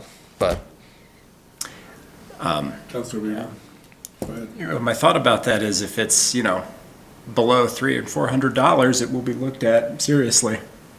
If we're talking about housing costs, I think I guess maybe what I'll do is have to look into a little bit more and answer some of those questions. Thanks. Councilor Gabriel, Vice Mayor Gabriel, and then Councilor O'Doherty. Thank you, Mayor. I was just curious, Derek, the current UDC talks about the 3 months and then an extension up to 6. I don't know, I might have missed this, but what is the origin of the 3 and then up to 6? So when we were developing the development code, we set up, there's other things other than shipping containers that are considered temporary uses. And the idea being that they're typically uses that are not gonna need a full site construction plan, where we don't need a lot of things associated with it. For instance, like a tree sales farm, so like Christmas tree sales farm is another one of those temporary uses that they're going to put the trees up, and once they're gone, they're gone. You know, I mean, we don't want to see someone develop a parking lot and a building and infrastructure for something that's very temporary. Same with this, is that we felt, you know, people bring these on, they pack their stuff in them, and then those companies come and pick the pods up and they ship them to places. We've had a couple people within the city contact us. They are doing like a large remodel within their home. They move all of their furniture into it. They leave the shipping container like in their driveway. They do their project, and then everything gets moved out. That's what we're seeing, the use on a commercial and industrial end. What we're seeing is, I mean, people are purchasing them and using them as storage space. You know, they're securable, they're dry, they're clean, they're easy to make sure that they are maintained, especially if you're getting a decent one. I mean, there's probably junky ones out there that have holes in them and things, but that's what we're seeing most people using them for. And on a temporary nature, it seems to be fine, but people are asking, like, can we have it for 2 years, or how do I make this a permanent part of my site? And so that's the origins of this, what you see for you, so. All right, Councilor Doherty.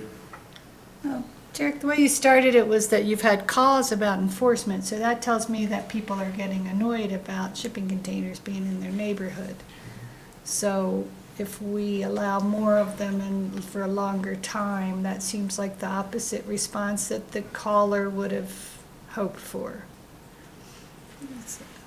Mayor and council, it's a very good question. We are getting the calls because they're typically being placed in pretty visible locations or being placed in residential areas. I'd say the majority of them are in residential areas, or they're being placed on, like, for instance, very highly visible streets. And people are calling us and saying, I just did a project, you know, down the block. Why is there a shipping container out against the road? That's what the calls are. I think that is the purpose of what you see in the recommendations, that they're 100% screened from other properties as well as rights of way, is why we included that in there, because I would agree that what we found from the callers is that the general sentiment is they don't believe that they're appropriate to be just strewn about a site as extra storage without proper, I guess, improvements to the site. And so that's kind of how we fell in here in our review, so. Councilor Doherty. Is there an opportunity to just allow multiple extensions instead of having to limit it to just 2? Because it could be that it's taking you more than 6 months to do this remodel. So to give people the opportunity, or maybe if it's okay with the neighbors or something like that, to extend it beyond 6 months instead of just saying that's the absolute and you can never ever have anything there again. That seems extreme to me. Mayor and council, so on the 6 months, we have to kind of draw the line somewhere, because remember, there's other things that we encompass into the temporary use. Really, as you start to get beyond that 6 months, when does it become permanent? In terms of extensions, someone could go through the variance process today and request an extension. So for instance, let's say someone knows that a project is going to be very burdensome. If they have a building permit, they can have that shipping container longer as long as the building permit's active. Where we find this, the 6 months seems to work for most people. Where it doesn't work is in these commercial and industrial areas where a shipping container is purchased and it's intended to remain on site, and they I'm going to say, let's say, rotate equipment out or stock out of whatever business they're a part of, and they kind of want to keep it there. They almost are using it as an accessory building or a structure. That's where the variance process, I would say we shouldn't try to use the variance process for that. I would prefer to establish a legal way so that that person can follow a one-time process and say, let's permit it, let's get it in the right location, let's make sure it's properly secured to the ground by a foundation so, you know, if a tornado comes through, they don't blow away, because that's what happens with those things. But then we allow for that flexibility and they don't have to do a variance, which is brought before the Planning Commission or the Board of Adjustment, and the criteria for approval for that is a little less predictable for the property owner to ensure that they would maybe get it or not. And so that's kind of the reasoning behind it. So. I have several more questions, so Go maybe you ahead. want Go to. ahead. Okay. Go with your questions. So you said engineered foundations, does that mean stamped? Because I didn't think we did stamped engineered foundations in Laramie. So we do require foundations that are properly engineered, so they're Do they have to have a stamp? that's a building code. Let me rephrase. I know where you're going. So PE stamp is different. So in the building code, the foundation has to be properly engineered so that it can support a certain weight, and it's based upon thickness of the walls and things, and it's a standard table and chart within the within the building code. And that's what I'm saying is it's a set parameters per the building code. So not in this form you're thinking, Okay, which I yeah, knew. because Cheyenne, you have to have them stamped by an engineer, because our company does a lot of them. Got it. And what about relative to setbacks, the position of would the setbacks require, can I put them right up against my neighbor's property, or do I have to have them within some setback? And is there a limit, a natural limit on a small lot? I'm not going to be able to fill it up with storage containers. Is there any effect to setbacks on position of these? Mayor and council, good question. So as you note, in all those zoning districts, they'd be required to go through that site plan process. Through the site plan process is where we would look at setbacks, so they would be required to follow the setbacks per the zoning district. So like residential zoning districts have more strict standards. As you get into the industrial, they have less. And so you would have to adhere to those setbacks. What you would find is on smaller lots, or as you get into smaller lots, you may not be able to have a shipping container just by default. We actually run into that for beyond shipping containers for additions to homes, accessory buildings, garages. Sometimes setbacks and the size of the lot precludes them from doing much at all. And so you wouldn't just be able to, by default, put one in if it didn't meet those minimum zoning requirements. So. My last question is, how long is that shipping container going to sit up on the hill that you can see from the? Well, that's a house now. Has that been? So. Seems like it's been there a while, and I don't think that's really good sighting. It's like a monument to shipping containers. Is that a temporary structure, or do we have any control over that in the Turner track? I know of the shipping container you're talking about. That shipping Hard to container was installed and put up there before our codes were in place that restricted a shipping container. So it is technically a grandfathered shipping container within our community that we've had a lot of discussions about it over the, I know which one you're talking about. So, understood, Okay, thank yes. All right. Yes. I'm sure, okay, Counselor Stalder. I was making sure that I didn't miss somebody. Counselor Stalder. Yeah, I just wanted to piggyback on Counselor Doherty's question about the calls you've been getting. And you said it's a burdensome amount to deal with, like about how many calls per month or per year, how many of these applications or whatever you want to call them are you processing? So last year I was dealing with 5, and then the previous year, I'm just not recalling, I think it was like 4 or 5 again. what most of them end up being is like we contact them and people figure out a way to move them. But more recently, they typically take staff time in terms of we have to send multiple letters. They typically do not contact us right away. And then usually it's trying to work with the property owner to figure out a way to get them off. They usually, like I said, they have things in them. So then we have to continually go by the site. And then if we ever get to this point, it's then do we have to involve the city attorney's office? And what we're finding is the gain that we're getting out of the time of staff that the amount of staff time that we're spending on it. I'd rather figure out a way to legitimize a few of these in certain locations under the right parameters than to even spend five enforcement opportunities. Each enforcement takes around 2 to 5 hours, just depending upon how cooperative people are. If people call us back at certain times, we might not get a call right back. That's where we run into a lot of that. And so anytime we kind of identify something like this and we bring it forward, really the intent is to try to streamline but create predictability for people within our community. Yeah. Thank you. That's everything.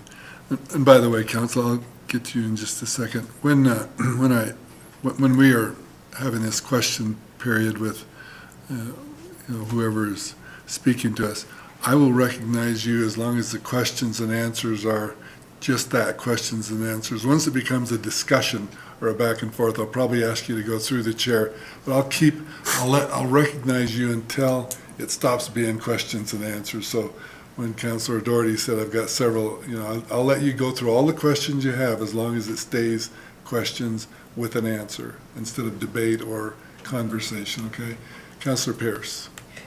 So Derek, this is referencing on page 2, section 4C.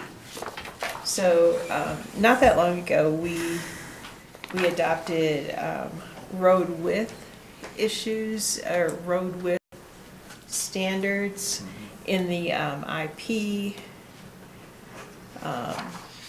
I-1 and I-2 area or zoning area. And we had the discussion about, is this particular road going to be wide enough to move like semis and stuff like that down it. And I'm learning that these shipping containers or pods potentially vary in size, right? Maybe one's 16 foot, one's 20 feet or 32 or I have no idea, but right, different sizes. So based on the previous work we did and now this, am I okay in my thinking that it's okay? Or could this potentially be a potential conflict with our new approved road width in the industrial park, industrial 1 and industrial 2 zoning? You guys know where I'm going with this? Yes. So, Chair and Council, so I understand the question. So what you'll find is that the really, really big shipping containers, which might struggle to get on access onto a site, are typically found in port areas, so by the ocean. We are thankfully not by the ocean. What we're finding is most of those containers are, like you said, the length varies. A lot of them are 10 feet wide.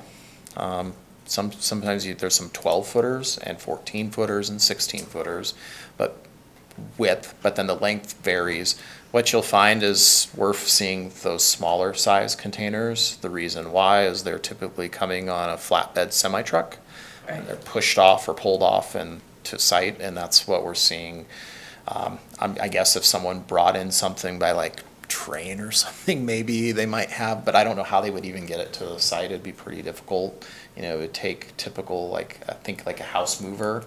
So maybe if someone tried to do something like that, but in those cases, we're closing streets down. They have to get a permit from us to get through the community. It's a orchestrated event because it's taken multiple lanes up and it's not coming in a conventional manner.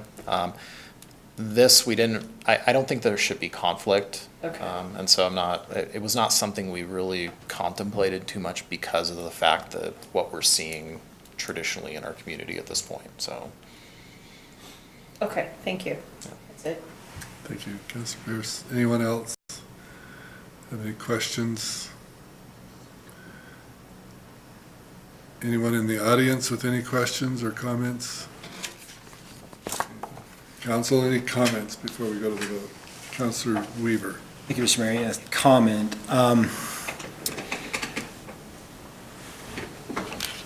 Let me share with you, Mr. Mayor, something that makes me uncomfortable, and I think it's unfortunate that we have city staff that's in a position where a solution to an issue seems to be to come to the council to ask for a policy change to legitimize activity around some isolated incidences that are causing a problem, rather than spend the time enforcing it.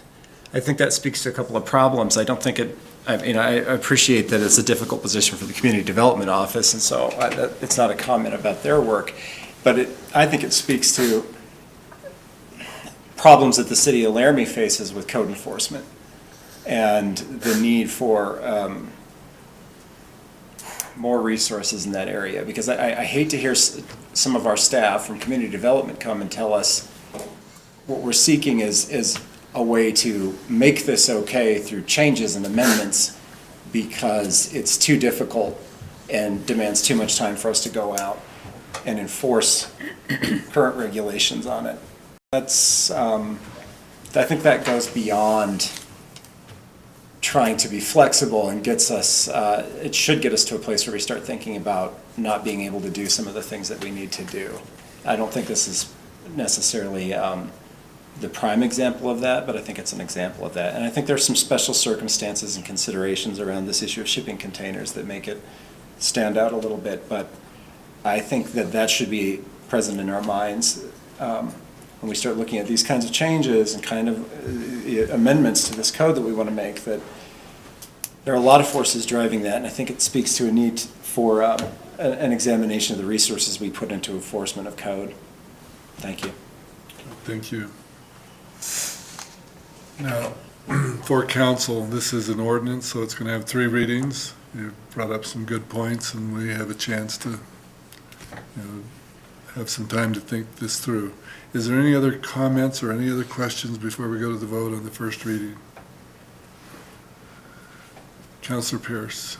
So I don't necessarily think Derek actually said that, although it could have been interpreted to, I mean, I heard it a different way. So I think if you want to comment, or maybe our city manager might want to comment, but I took that slightly differently than how you took that, Councilor Weaver. So if you want. All right, go ahead. Mayor and council, I would agree that it is a portion of the reason why you see this before you. The enforcement component takes up time. We're not, it's not achieving a whole lot. We're getting metal containers moved off of a piece of property. That's what the ultimate end goal is. It makes the properties look a little bit better.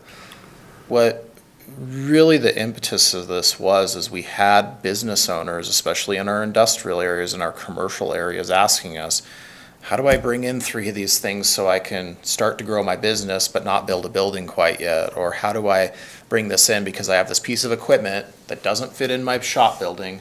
I bring it out 2 times a week to help unload, let's say, a truck or some sort of specialized thing. That was really the driving initial factor. And so when I started looking at our review of our code, 10 years ago, I'll just tell you, shipping containers were not as prevalent. What was happening is they were not being kind of sold on the open market, which is now what you kind of see, and which is this proliferation of people getting them. So residential people just buying them for storage, commercial people buying them for storage. They weren't on the open market. Now, what we're seeing is it's much easier to get a hold of them. They're not shipping them back across the country. They're kind of leaving them where they're at, so they go on for sale and people are buying them up. The other piece of it is simply related to practice, general practice and what we're seeing in other communities. Most other communities have a way for these to be allowed in some aspect so that it can be used as kind of this, I call it business flex space. It's kind of a business-friendly, flexible space that gives people an opportunity to, like I said, grow without really growing yet. But once again, why we put those limits in. So enforcement, yes, it's a component. It's really not the driving factor. The bigger driving factor is, should these be allowed in your community? Most communities allow this in some fashion. And so how do we allow it under the parameters in which kind of our community has guided us? And we want it to look nice still. We require all these other storage areas to be screened, so kind of why we were screening them under all these other issues, or in all these other zoning districts. And so that's kind of that's why we landed where we're at, so. Okay, Councilor Pierce? And if I could keep on going with, I do think broadly, code enforcement potentially, I think we could add some resources if so desired. Because I think there are a lot of other areas where we might need some help there. My other point, in terms of having these containers more readily available, I believe the reason for that is not that many years ago,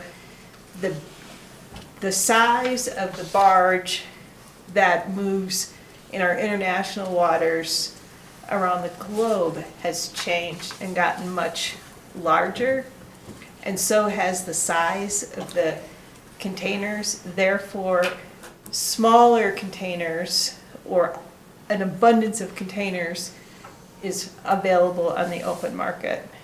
So it's actually an international shipping resource, I guess, or anomaly, or I don't know, but that's part of the reason why we're seeing them as of late, for anyone who cares. Okay. Thank you, Councilor Pierce. Any other comments? Okay, let's go to roll call. Schuster, Yes. Stalder. Yes. Weaver, Yes. Harrington absent, McKinney, Yes. O'Doherty, Yes. Pierce, Yes. Gabriel, Yes. Shumway. Yes. That's 8 yeses, 0 nos, and 1 absent, Your Honor. Okay, that item passes. We have 3 more items on our agenda, Council. It's past 8 o'clock. Do you want to take a short break, or do you want to continue on until we finish? Let's break. I hear 1 break. Is that- It's going to be That's it? short, Just one let's break? continue. Aaron's got to go someplace. We need to get to 7. All right. No, I don't, whatever. All right, well, let's keep going then. Well, okay, we'll continue on. Let's go to item number 16. Councilor Weaver. Thank you, Mr. Mayor. I move to approve Resolution 2019-43, establishing an ad hoc advisory committee for municipal prisoners at the Albany County Detention Center, and authorize the mayor and clerk to sign. Second. It's been moved and seconded. Are we, in this motion, I believe we need to give some names. Do we need to name the names? Yeah, we do All need right. to appoint them. And we've identified those already, and I have the list here. Yes, if you, Does that need to be included in the motion? Should I rephrase the motion? City Clerk? If you would like to add that to your motion, that would be All right. fantastic. We can Thank do you. that. I move to approve Resolution 2019-43, establishing an ad hoc advisory committee for municipal prisoners at the Albany County Detention Center. The membership being Mayor Joe Shumway, City Council members Weaver, Stalder, and Schuster, and authorize the mayor and clerk to sign. Second. Okay, it's been moved and seconded by Councilor O'Doherty. Is that, I'll agree. So- Since we had a second on had a it, if our second second already. would Okay. agree, Okay. yeah. okay, let's leave it with the second from Councilor Pierce, and you agree to the change of the wording, okay. So then it's Sure. been, the motion has been made with the second by Councilor Pierce. All right, any discussion? I will say this is something that's not just beginning to form, but it's already had some movement, including meetings with city staff and the county staff, and it's time now for us to bring it to the council because we're going to be the ones that make the ultimate decision on what happens here. So, Councilor Weaver. Yeah, Mr. Mayor, in the background in the cover sheet, it explains that the current agreement for housing municipal inmates at the detention center expires in July 1st of next year. This is an agreement that goes back, I'm not sure, I think more than 20 years. Yes, back It's in the 80s. Is that right? What is that date? 91. 91? 1992, 30-year term of the agreement. Okay. So And- close. Thank you, Mr. Mayor. And I think, you know, you have to take a look at that. There are a lot of factors that have gone into the city and the county having a 20-plus year enduring agreement for housing and municipal inmates. And so we have talked about this for a long time. We have seen it, and it has been on the menu of things that we've needed to do, but we're getting so close now to needing to reset those terms that we've got to have these meetings, figure that out, and then I think the two bodies, the council and the commission, will go back and agree to those respectively, right? Correct. All right. That's the purpose of forming this ad hoc committee, is for the city council to, gather all the information that we will bring to the council for the decision. The ad hoc committee will be the one that, looks at this and, tries to gather as much information so that we can bring this to the council for consideration when it's time. Obviously, we have until July to do this, but like you said, the time is growing short. We need to make some decisions, and this can be something that I think that committee can deal with appropriately and quickly, and we can get back to the council with our decision, and obviously the county commissioners have to agree with us also. Thank you, Mr. Mayor. I think unpacking that, at least a little bit of the history, is always good for the public Right. record piece of this. I mean, we'll see this come through, we'll vote on it, but it's good to have a little bit of public discussion about exactly what the background is. And the ad hoc committee will be, that will be a public meeting, so everyone's going to be able to attend. It's just, I think that we need to narrow our focus so that when we come to the council, we're ready for decisions. Any other questions or comments from the council? Anything from the public? One more chance for the council. Okay, let's vote on this resolution. Weaver, Yes. Harrington absent, McKinney, Yes. Stalder, Yes. O'Doherty, Yes. Schuster, Yes. Pierce, Yes. Gabriel, Yes. Stumway. Yes. That's 8 yeses, 0 nos, and 1 absent, Your Honor. Okay, that brings us to item number 17. Now, this is the place where Councilor Doherty wanted to take us about an hour and a half ago. You could have shortened this. Hour and a half, we're never going to get back. As I said before, I move the council approve original ordinance 1998, amending Laramie Municipal Code 5.09, alcoholic beverages to align municipal code with state statute, make clarifications, and clean up code on introduction and first reading. Second. It's been moved and seconded by Councilor Pierce. Good evening, Mayor and Council. Bartholomew. Happy birthday, by the way. Yeah, thank you. I Thursday. appreciate. Is it Thursday? Yeah, Well, last anyway. Thursday. We Yes. celebrated today. We appreciate our city clerk. Go ahead. Thank you. I am going to do my best to introduce this item to you and walk you through the changes that are occurring. These changes are coming up due to the legislative changes that occurred after they met this year. So to start out with, we have House Bill number 76, the Wyoming Freedom Act. Beer Freedom Act. The beer, yeah, is that what I said? Well, this is Beer Freedom. Wyoming Beer Freedom Act. Lack of a better name, right? Right? The purpose of this is to allow microbreweries to hold malt beverage permits. So this is also included in another House bill. They had to make changes to multiple sections of state statute to be able to allow the microbreweries to hold dual licenses or permits and stuff. Under the way that it was written before, they could not hold an additional license or permit. So in order for them, with them being allowed to pull a malt beverage permit, it allows them to sell their own manufactured product, but none others. So they're also restricted to 12 malt beverage permits per calendar year, same as the rest of the malt beverage permits. So no package sales are allowed, just on-site consumption. So if they wanted to go do sales at, say, a wedding, and they were having a cash bar, they could only serve their product, and they can't sell packaged goods for folks to take home. It's only for on-site where they're serving it consumption.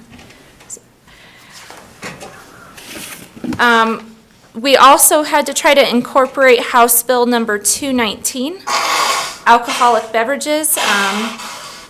This was to allow the microbreweries to hold the 12 manufacturer off-premise permits annually. Again, it was to allow them to serve their manufactured product only and for on-site consumption only. House Bill number 212 allows the microbreweries and wineries to hold an additional retail license. So that was a little bit of a change. Previously, it was just the microbrewery, so it's also making it even with the wineries can now hold a retail license as well. And then we had Senate File 138, malt beverage and catering permit fees. You will see on second reading that we have to bring back our resolution setting our fees for all of our licensing. We have to adjust our max amount that we charge for alcohol catering and malt beverage permits. Currently, we charge $75 per permit. This Senate File 138 decreases that maximum from $100 to $50, so we have to decrease ours from $75 to $50. So on second reading, you'll see that come back before you. We tried to make the language clear, but taking it from House bills and trying to put it into our local code is sometimes tricky. But I'm here to answer questions. Bob and Janine have also been trying to help me review it to make sure that my verbiage makes sense. But if you have any questions and need further clarification, please let me know. Okay, any questions or anything you need clarified? All right, good job. Anything from the public? Council, any comments? Are you ready for roll call? I'm ready. All right, let you sit down and roll call. Harrington absent. McKinney? Yes. O'Doherty? Yes. Pierce? Yes. Schuster? Yes. Stalder? Yes. Weaver? Absent. Gabriel? Yes. Shumway? Yes. That's 7 yeses, 0 nos, and 2 absent, Your Honor. All right, that item passes first reading, and we'll now go on to the second reading. Item number 18, Vice Mayor Gabriel. Thank you, Mayor. I would move to approve Resolution 2019-39, appointing 3 city council members, which would be the mayor, Joe Shumway, Councilors Gabriel and Harrington, to the WHAM 2020 Laramie Planning Committee for the 2020 Wyoming Association of Municipalities Annual Summer Convention. Authorize the mayor and clerk to sign. Second. Okay, there's been a motion and a second by Councilor Schuster. Go ahead, City Clerk. So this, as we told you when we got ready to submit a proposal. We would need the involvement of council in planning for the 2020 Summer Convention, WAM Convention. So we are asking for 3 council members to join us on our planning committee to help put that all together, decide location, food, all that kind of stuff that we do. That's what this group would be doing, is working with the city, and we'll be doing the planning. And as you probably indicated, this is something that we must get started on right away, because this is a process that takes a year, to really do it right. And so that's the purpose of this committee, is so that we can start right away and be prepared for when we have the convention here in Laramie with hundreds and hundreds of people coming to our community. So. Do you want to speak to donations or no? Okay. Now, before we begin the discussion, we have 2 committees that would form tonight. I want to have, those that have been appointed to these committees, when they're appointed to these committees, especially the ad hoc committee on the detention center, I want to get together just following this meeting so we can pick some dates so we can meet very, very soon and start on that process. But then also on this one, not as urgent, but it's one that's very important for us to start right away. So whoever's selected for this, let's get together, and maybe if you could just give us through email or something where we can pick some dates so we can do that. But I think for the detention center, we probably just need to get together those 4 people that are going to be on that and pick some dates that will work for us so that we can get together and have our discussions. Now, one thing, we as a city council cannot meet with 5 people because that's where decisions are being made. So we're going to be meeting with 4. So it's not going to be an open meeting for anyone on the council to attend these, but the public can attend this. But as far as the council is concerned, we don't want to have 5 people there making decisions. That decision is made by the council. Does that make sense to all of you? Am I correct there, Mr. Southard? We can't meet with 5 people in an ad hoc committee and make decisions? Could, but it would take all the formal notices and all those formalities. We'll try to avoid that then, but still, it's open to the public. They're welcome to come and give us their input and ideas and thoughts on this, and then we'll bring it to the council for the open discussion and obviously in a public forum. Let's go back to what we're talking about right now, and this is the resolution to appoint people to the committee to do the planning for the 2020 Summer Convention here in Laramie for the Wyoming Association of Municipalities, where 99 communities will be invited with their councils and representatives, staff to come here and have their summer convention here in Laramie, Wyoming. Okay, any discussion regarding this motion? Well, Mr. Mayor, Councilor Weaver. I would just say thanks to those of you that volunteered to do this, because I think it would probably be a considerable amount of work. And Mr. Mayor, I know that you were involved with the hosting of the Small Cities delegation that came, and I thought that event was well organized and went smoothly, and the people that came enjoyed themselves very much. And so you'll have some background there you can draw on. But I think it's going to be a fair investment of time, but I'm sure working with Nancy and other members of the city staff, you guys will do a good job. I appreciate it. Thank you. Any other questions, comments? 2020 is going to be a great year for the city of Laramie. We celebrate a lot of historic things that we're trying to showcase. Also, we obviously have other things that we can showcase, but Laramie is really a great place for the people to come and see what we do as a city and how we promote our town for tourism, and also for the different things we do. Also, I want to mention this. We will be having, I believe it's a work session with WAM, the 1st of July. Is that correct? Where they're going to be coming in.